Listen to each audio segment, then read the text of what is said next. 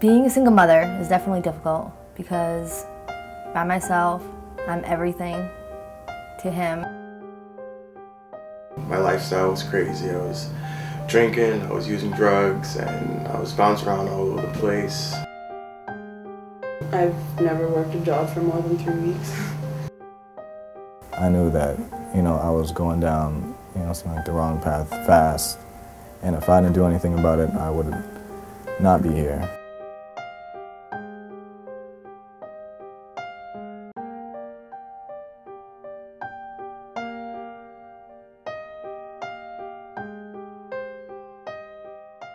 My name is Caitlin, and I am currently an intern at Tempo. I am the receptionist. I answer the phones, do copies and faxes. I also do some filing. I am a single mother of an 8-month-old son named Matthew.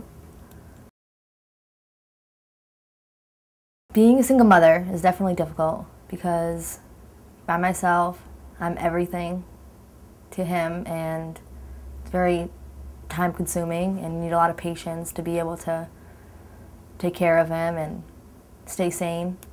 But there are a lot of good things that come out of being a mother, and that is him smiling in the morning and him reaching for me to give me a hug and learning with him and, teaching him things and being his #1 fan.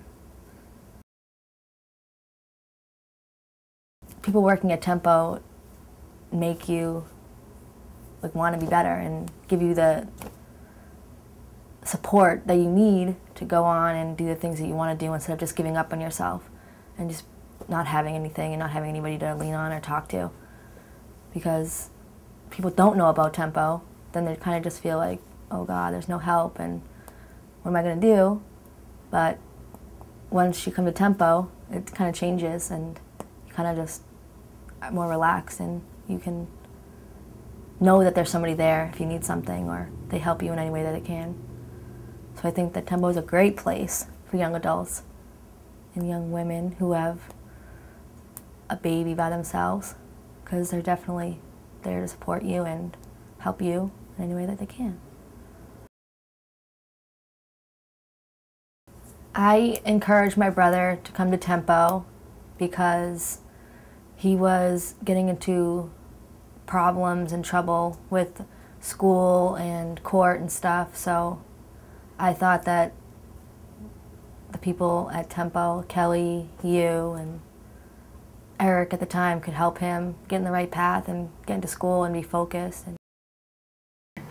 Tempo is a collaboration between 5 different agencies.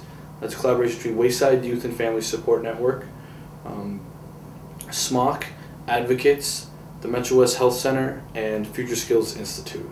And one of the reasons this is very unique in that we're working with transitional age youth is that we're kind of one-stop shopping in that we offer a lot of different resources all at one location. So instead of having the young adults having to go to 2 or 3 different places to get the help they need, they can just come to one house, to one location, and work with staff here to get a majority of their needs met. Wayside handles, we're kind of the glue that holds the whole thing together. We provide the management and the staffing with the transition facilitators. SMOC handles all of our housing and our substance abuse. Anything we're dealing with substance abuse or housing, either sober housing or regular just shelter housing. Advocates handles all of our legal issues. If a young adult comes in and they need to help with a tenant-landlord right, or if they need help with applying for Social Security or applying for Mass Health, they can meet with a lawyer through Advocates and get that help done. And Future Skills Institute, they handle all of our vocational development. So writing a resume, getting prepared to go on a job, what it's like to go to your first interview, how you should dress for a job, how do you maintain that job, educational needs, say getting a GED, graduating high school, filling out applications to get into college. Anything that has to do with vocational placement and or education, the Future Skills Institute handles all of that. The Metro West Health Center is our gateway to get the young adults involved in healthcare. If they need to go see a doctor or possibly get a doctor for the first time, have a physical, or get something checked out, they can come here and they can gain resources so when the first time they go over to a hospital, they go to the health center, that's not their first experience with them. How you doing? My name's Aaron Everett. I'm 21 years old. I live at the Arkham House in Framingham, Mass. I work at Tempo as a peer mentor, and I've been there for a little bit of 2 years now, and I also am going to start my sophomore year at Mass Bay this fall. I was just pretty much a mess, you know, like throughout high school. You know, just getting bad grades, and you know, so like the only thing that was really good was probably sports, and I did some good things in sports. I did scholarships and that, but also, you know, so like I was using drugs. That really played a big part in my life because it really took me places and made me do things that I didn't want to do. In November of 2007, I got arrested. I wasn't doing the right thing. I got arrested for larceny of a firearm and possession of drugs. So at that time, I was using drugs, selling drugs, just doing the wrong thing, and I thought that was fine, you know, but really that's, you know, like that's not the way to live life, and I was just on the wrong track, and so it was kind of, you know, saying like a wake-up, if you want to say it, I want to say like a wake-up call. And it really smacked me in the face to tell me, you know, like, this is not the road that you need to go down to, you know. I found this place called the Arkham House, and it's a sober house. And, you know, so like at the time, I didn't want to get sober. I was just so, you know, so like mad at the world and, you know, so like myself for everything happening. That's when I came back to a Tempo. And I needed a lot of guidance, I needed a lot of support and help in life, and pretty much everything I did, because, you know, like the certain way that I ran my life was total, you know, something like the opposite. It was not a positive way, and the staff there gave me guidance and support.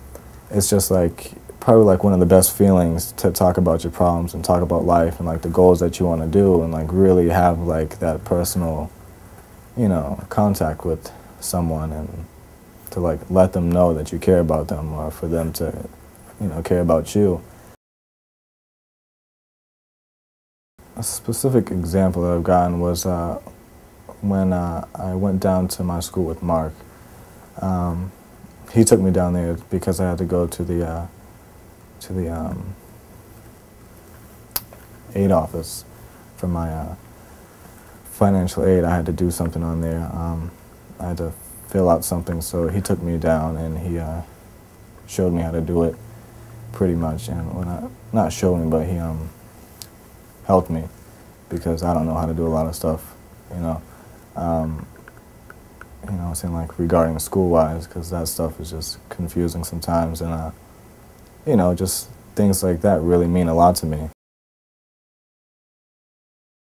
My mindset has changed so much in like different aspects of if you want to say like of life, and like, you know, saying like the future. And like now, like today, I can see myself doing a lot of good things in the future. You know, like today, like I actually like to help people and like show them concern, you know, like it's like small things like that that really care, that really touch people, that really makes you, you know, feel better about yourself, and also lets that person know that you truly care about them. We don't want to stigmatize young adults as being that they're clients or that they're in another program. A lot of the young adults we've served have either come out of foster care, or have been involved in the mental health system, or have been involved in any type of state system, and they've been labeled with either a number, or as being a client, or as a consumer. And we don't want to label our young adults. They're people, they're young adults, and we're here just to help them kind of transition to where they're going.